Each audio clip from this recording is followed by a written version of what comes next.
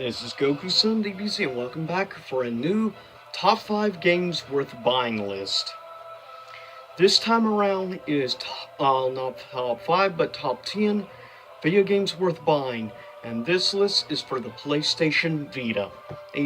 First, a couple honorable mentions that I recommend that you should check out if you're a PS Vita collector like myself, or if you're interested in purchasing a Vita and start collecting, because this is actually a good time to collect before stuff gets too outrageously overpriced, which some of the limited batch games are getting that way. But anyways, first honorable mention is the remake, of course, from 2012 Mortal Kombat.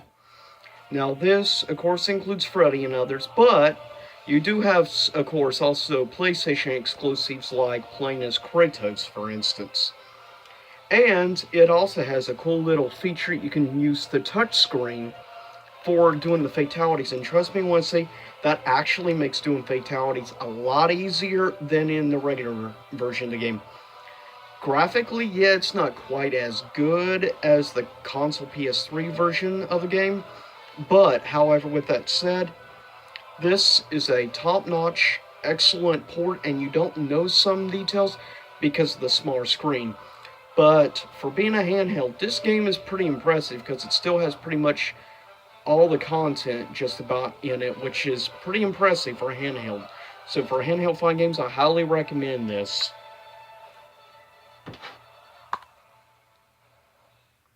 Next honorable mention for also another highly recommend fine game if you're into fine games for handhelds.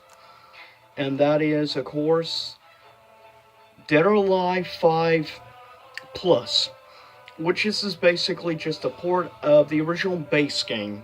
So it's not going to have the extra DLC content you would have in, say, unless you pay for it. But it's still impressive, given graphically it pretty much matches up with the PS3 version. It's kind of actually insane to think about how well this game performs. I mean, in my opinion, it is superior to Mortal Kombat. For a handheld, given how beautiful this game looks and how well it performs, it blows my mind to believe it's actually a handheld. Next, if you're looking for something a little more family-friendly for kids, or if you just enjoy sometimes a little less difficult, easier game to play, then if you're interested in the LEGO games, this is one I would recommend for honorable mentions. LEGO Lord of the Rings, just because I myself am a big Lord of the Rings fan. And I gotta admit, the LEGO games are fun. Specifically, I really like the Harry Potter LEGO game. It is a lot of fun. And so is the Star Wars Force Awakens LEGO game. Is pretty fun too. But LEGO Lord of the Rings, and a lot of these games are under $10, so it's pretty affordable. Last honorable mention is a good hack and slash, but it's not a family-friendly game. Now this is, of course, the collector's edition, but it's still a really fun game. I recommend checking out it, but this is definitely for mature audiences because of it being very lewd. To quote Maximilian, dude, it's very lewd and too much theac. And if you don't get those references, then I wouldn't recommend checking the game out. Number 10, highly recommend if you like games like Monster Hunter or games like God Eater Burst, you'll actually enjoy a game like this. It's honestly pretty good. At times there can be some slowdown issues and stuff with the inline game play. Sometimes you will see some frame rate slowdown. For the most part, given this was like an early, practically a launch game, I think this game still performs actually very well. It's a very good overall game for the Vita. If you're looking for a good action type base game, if you like games like Monster Hunter and stuff, you will enjoy this. Coming at number 9 is another really good game, and that is World of Final Fantasy. If you're a Final Fantasy fan, and you like the old school style from like the PS1 era and stuff, and you don't mind the little cutesy stuff, don't let that persuade you. It's actually a really solid game, and there's a lot to this game. I mean, you could soak in easily 60 hours into this game. And if you add in side quests and stuff, I mean, seriously, this game can take a lot of hours up, and for portable, that's pretty impressive. Given this game actually looks pretty good. Yeah, it's a notch down from the PS4 version, but it's handheld, and I think it still matches up to, say, PS3 graphics, so still impressive. Coming in at number 8, I recommend one of the best fighting games, in my opinion, on this port. I don't like the touchscreen mechanic for the touchscreen mode where you just tap your way to victory. That's boring and stupid, and that's not how Marvel vs. Capcom should be played. But Ultimate Marvel vs. Capcom 3, if you are a fan of this game, I think you will thoroughly enjoy this port. It still performs just as good as the console, and of course you can do link up. You can use it also with your PS4 version of the game or PS3, though it performs a lot better with PS4. Coming in at number 7, in my opinion, the second best fighting game on the handheld. Actually, no, I take that back. Maybe my personal favorite on the handheld, because you pretty much get all the DLC included and all the bonus characters without any extra DLC crap, which I like.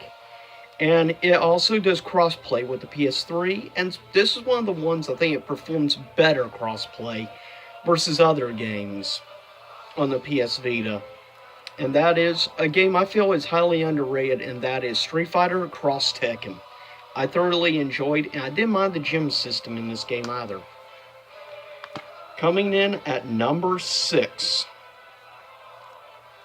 is the HD re-release of Final Fantasy X HD, which is beautiful and gorgeous, and then you get a DLC code in this box. It gives you a digital copy of Final Fantasy X 2, though I'm not sure how many people will actually use that code, to be fair.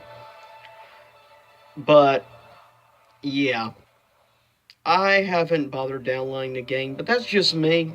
I didn't care much for 10-2, like many people, but it's more than worth getting for 10 alone HD, and you can get this for $20 or less. On average, play $15 and $20. It's reasonable price, and it is HD. And honestly, it is good quality. It equally, I think, matches the PS3 HD version, but on handheld. This game looks gorgeous and amazing. It's hard to believe you can play Final Fantasy X on handheld. The full game in its full glory. And the HD looks really good on the small screen, in my personal opinion. Coming in at number 5 is a really good, I think one of the best, like, action RPGs on the handheld. I think this game, they actually put a little bit of time and effort to port this better than other games that got ported. And if you're an anime fighting game fan, somebody that likes video games based off of anime, though technically it's based off a manga originally, everything, though it's supposed to be an actual MMORPG. It's more of an action RPG than MMO, though it tries to give the environment.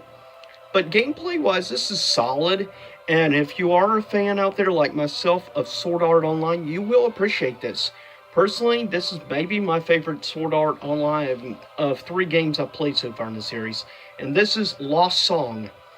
On average, you can probably pick this up for under $30, maybe $20, which is a good, reasonable price for a decent RPG, and you can get, at the very least, maybe 20 or 30 hours of gameplay out of this, if not more, if you're wanting to do a little bit grinding and do side quests. You can get more playtime. It's more than worth the price. You can get a lot of fun, and if, like I said, you are a Sword Art Online fan, you'll enjoy this. Coming in at number 4 is one of the best action games on the handheld. I thoroughly enjoy this. This actually was the game that came with my PS Vita, because it was a bundle, and it came with this. This which was awesome when I got my PS Vita. That I got Assassin's Creed 3 Liberation with it. Fun game, awesome, and I love the fact, I thought this was cool. This was the first game where the main character you play as was, of course, a female protagonist, and I thought that was actually cool. And the different outfits allowed you to do certain abilities and things in game you couldn't do with others.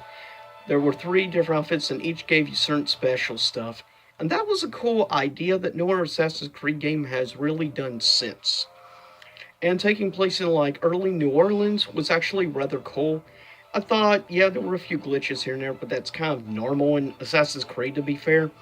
But for a handheld Assassin's Creed game, it actually performs really solidly. Coming in at number 3, unfortunately I don't have the original case for.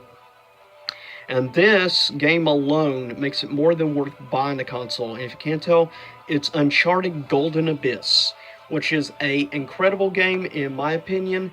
It's a game that makes it worth buying this handheld just for it. Coming in at number 2 is easily the best first-person shooter on the handheld.